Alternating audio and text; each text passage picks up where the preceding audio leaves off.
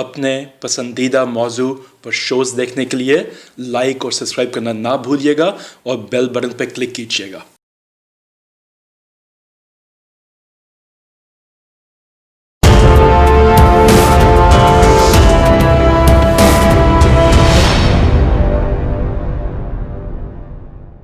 नाज़रीन, आज हम कसूर में चौधरी मंजूर साहब के घर पे बैठे हैं और उनकी मेहरबानी कि उन्होंने हकायक टीवी को टाइम दिया, क्योंकि वो इतने मसरूफ़ हैं कि हम तो सिर्फ उनकी शक्ल टीवी पे देखने को मिलती थी हमें। तो चौधरी साहब, हमें अंदाज़ा है आपकी मसरूफियत का, इससे हम आपका बहुत टाइम नहीं लेंगे।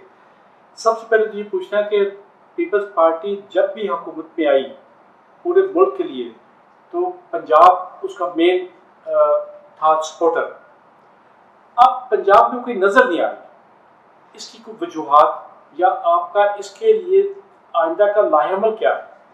एक तो बहुत शुक्रिया आपका और आप सब दोस्तों का तशरीफ़ लाए हैं।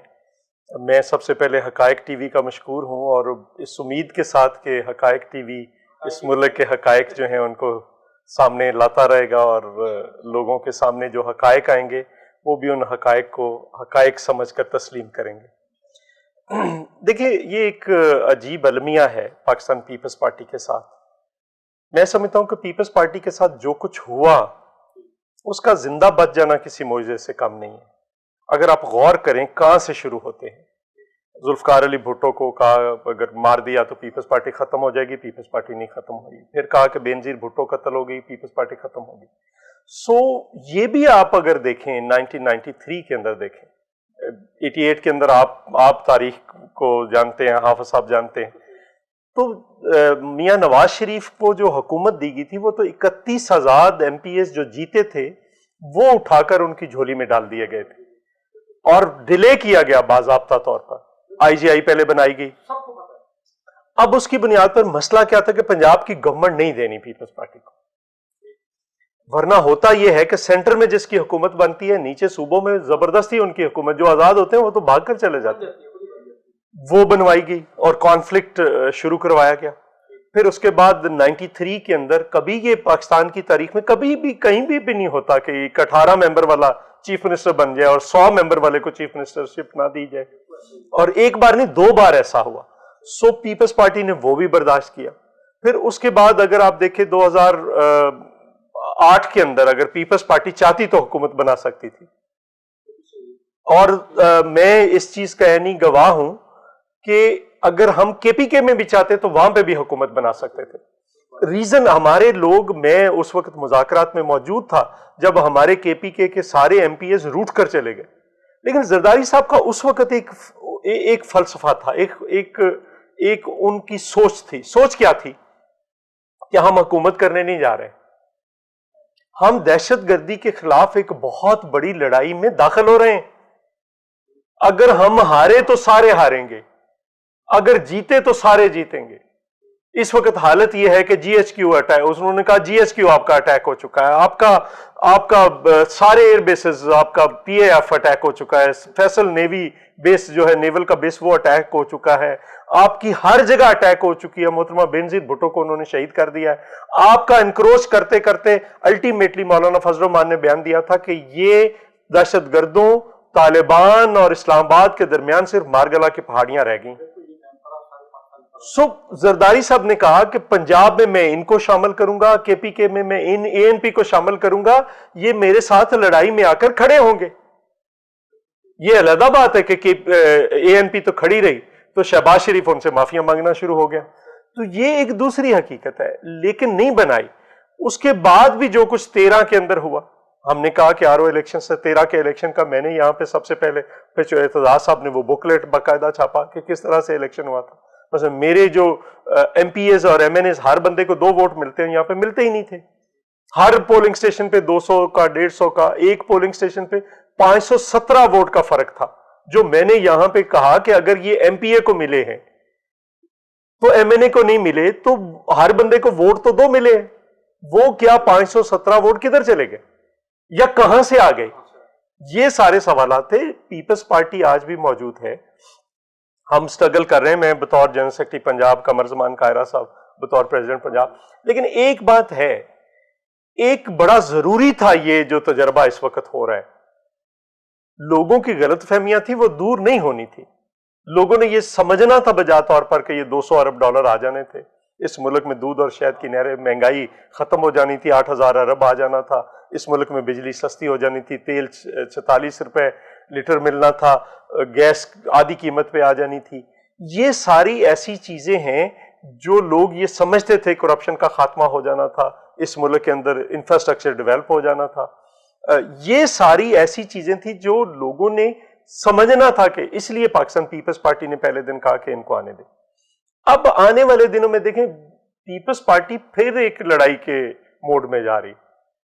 ہماری کچھ ریڈ لائنز ہیں، ہم ان کو کہہ رہے ہیں. آج بھی ایک ہائیبرڈ جو سینٹرل ایگزیکٹو کمیٹی بلاول صاحب نے، میں یہاں سے جوائن کر رہا ہوں، کچھ لوگ وہاں پہ موجود ہوں گے اور ہم ڈسکشن کریں گے. سارا سوال صرف اتنا ہے کہ آپ کا جو بہت بنیادی، اور یہ ہر کوئی کہہ رہا ہے کہ پیپلز پارٹی کدھر ہے، پیپلز پارٹی ختم ہوگی. میں اس کا یہ صرف اتنا ہے کہ یہ آرگومنٹ کب نہیں دیا گیا. بھٹو صاحب کے بعد کہا گیا کہ پیپلز پارٹی ختم ہوگی، پیپلز پارٹی پھر ریوائیو کیا. 79 کے بلدیاتی الیکشنز کے اندر سارے پاکستان میں پیپلز پارٹی جیت گئی. 88 کے بعد 90 کے الیکشن میں کتنی سیٹیں تھیں؟ چند سیٹیں. 90 کا پیپلز پارٹی ختم ہوگی، پھر پیپلز پارٹی ریوائیو ہوئی.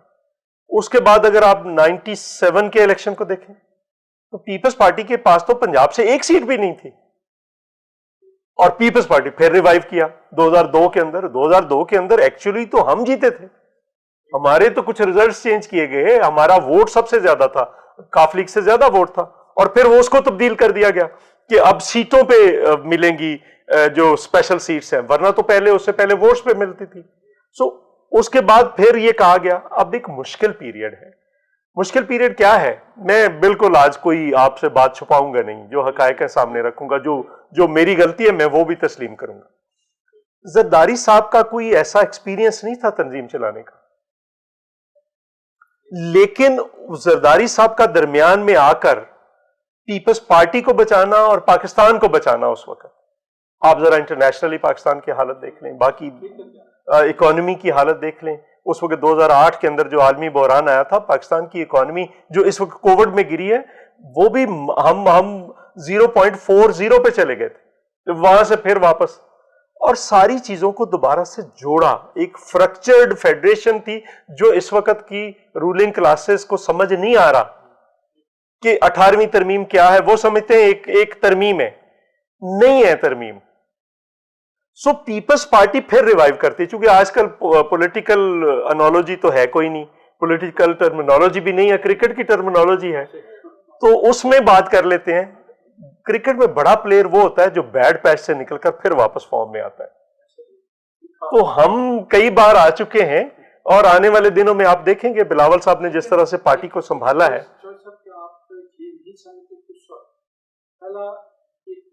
دنیا کی بڑی شخصیت کا سایہ تھا آپ کے ساتھ، جس کا نام افغانی بھٹو تھا.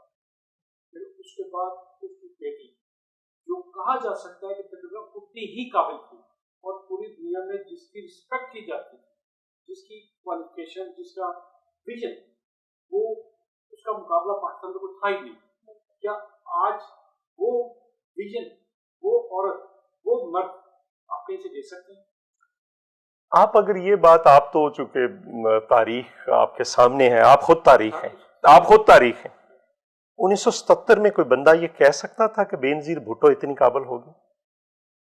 کوئی ایک بندہ نہیں کہتا تھا. اور میں یہاں پہ یہ پیپلز پارٹی کی ہسٹری، ایک منٹ مجھے دیں. جواب مجھ سے لے لینا، یقین جانیں میں اس سے بھی کہتا تھا کہ یہ بھٹو کی بیٹی ہے. نہیں، میں ادھر ہی آ رہا ہوں. مجھے یہ بتائیں کہ بھٹو صاحب کے ساتھ تھی تو سارے چھوڑ گئے تھے بی بی کو.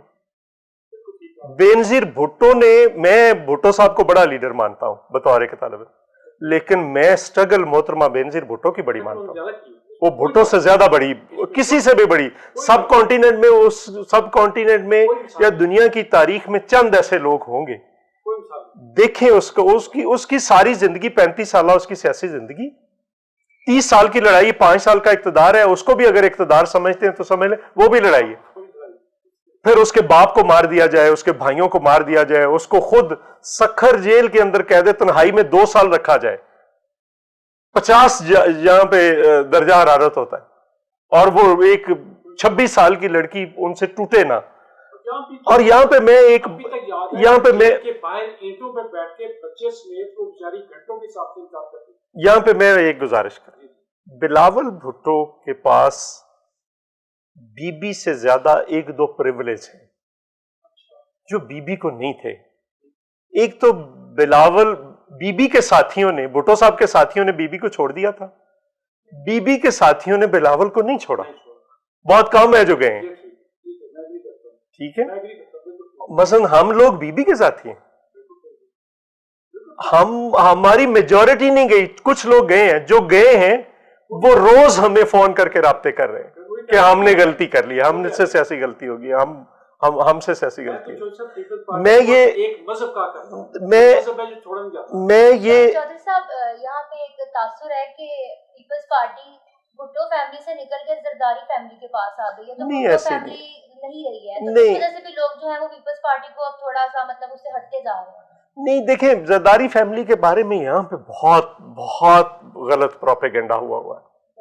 مثلا میں آپ کو ایک بات بتاؤں, آصف زرداری کے والد جو حاکم علی زرداری تھے وہ نیشنل عوامی پارٹی کے سندھ کے صدر رہے ہیں.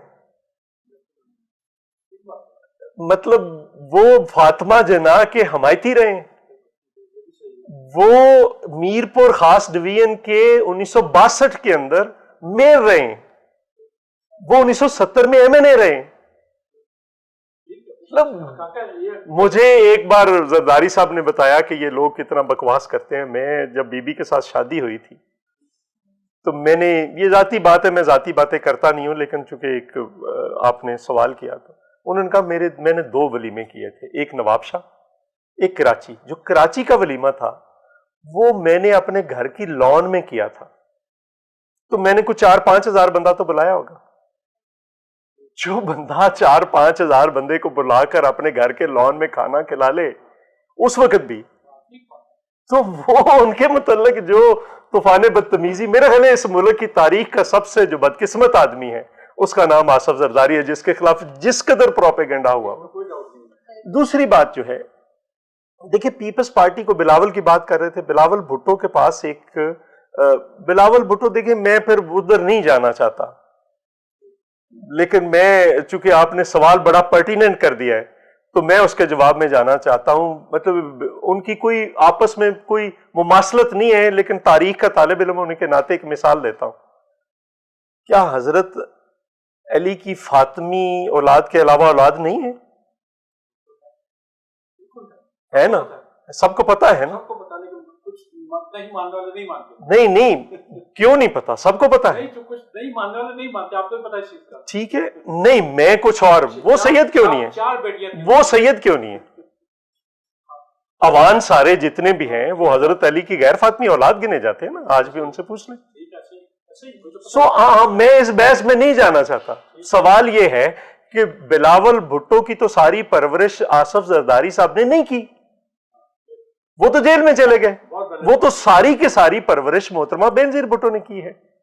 اور آئیڈیالوجیکلی, پولیٹیکلی میں آپ کو بلکہ اس سے اگلی بات بتاؤں, آئیڈیالوجیکلی بلاول بھٹو اپنی ماں کی تربیت ضرور ہے لیکن اپنے نانا کے زیادہ قریب ہے. نہیں, انداز بھی وہی ہے, لیکن آئیڈیالوجیکلی نظریاتی طور پر وہ اپنے نانا کی پالیٹکس کے زیادہ قریب ہے. وہ سمجھ رہا ہے. ایک دن ہماری ڈیبیٹ ہوئی, میں نے بھی ان کو کہا کہ ذوالفقار علی بھٹو تو تاریخ کے ہر موڑ پہ درست ثابت ہو رہا ہے. آج یہ آرٹیکل لکھا ہے عطا اللہ قاسمی صاحب, انہوں نے کہا ہے کہ میں آج لوگوں سے معافی مانگتا ہوں اور شرمندہ ہوں میں کہ میں نے اس کا مجاہد کلمی مجاہد کا کردار ادا کیا 77 کی تحریک کا نظام مصطفیٰ کی. وہ غلط تھی, وہ امریکہ کی سپانسرڈ تھی. وہ ذوالفقار علی بھٹو نے جو اس ملک کے اندر کام کیے تھے ان کی سزا دینے کے لیے تھی. یہ آج کا آرٹیکل ہے, یہ کتنا بڑا اعتراف ہے.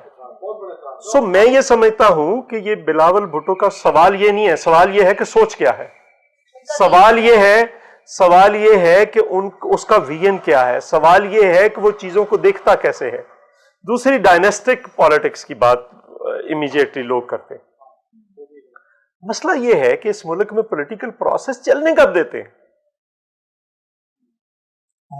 मैं सबसे ज्यादा हमायती हूं कि आप पाकिस्तान पीपल्स पार्टी के अंदर इलेक्शन करवाएं, आप सारी पार्टियों के अंदर इलेक्शन होने दें, लेकिन ये लोग जो पीपल्स पार्टी के मेंबर हैं, ये उनका राइट है कि वो क्या करते हैं। लेकिन अगर ये कहा जाए, आपको पता है, इनको पता है, अगर मखदूम अमीन फहीम को बुलाकर, अगर मुस्तफा जतोई को बुलाकर कहा जाए कि आप पार्टी टेक ओवर कर लें, ज़ियाउल हक कहे मैं आपके साथ हूं, अगर मुस्तफा खर को कहा जाए, अगर हनीफ रामे को कहा जाए, अगर बाकी लोगों को कहा जाए, और अगर मखदूम अमीन फहीम जैसे एक चट्टान जैसे आदमी को बुलाकर मुशर्रफ कहे कि पीपल्स पार्टी टेक ओवर कर लो, हम आपके साथ हैं, तो फिर उसके बाद हम तो पार्टियां बचा रहे हैं।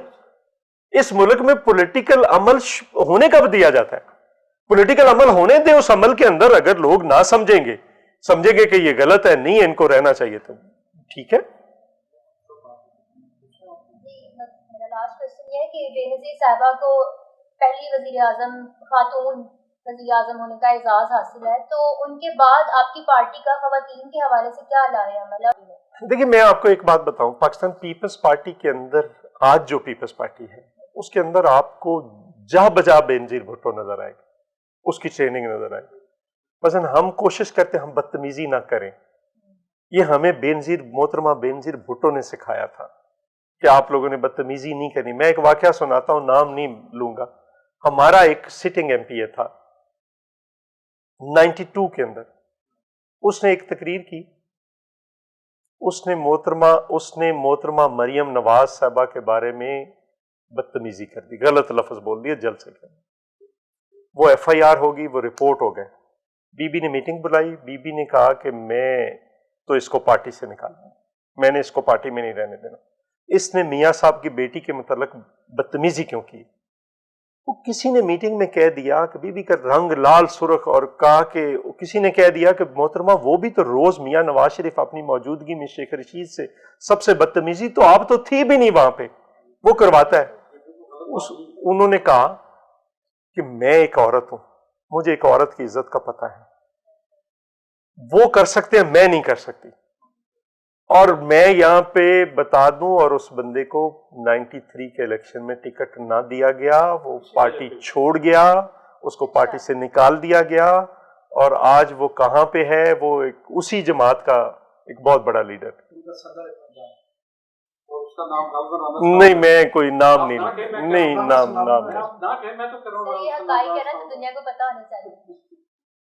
अपने पसंदीदा मौजू पर शोज़ देखने के लिए लाइक और सब्सक्राइब करना ना भूलिएगा और बेल बटन पर क्लिक कीजिएगा।